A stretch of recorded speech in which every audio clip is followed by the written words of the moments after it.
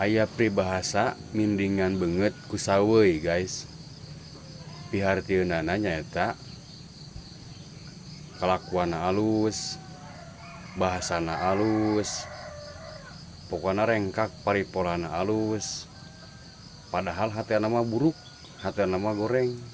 Tah, eta teh bahasana mindingan banget ku saweuy nyaeta berkelakuan baik, perilaku anu hade, tetapi kernutupan kagorengan pribadina. Padahal batur oge geus apaleun yen jalma eta teh goreng hate, goreng kadut bahasa namanya. Ta eta pribahasana nu disebut mindingan banget ku saweuy guys.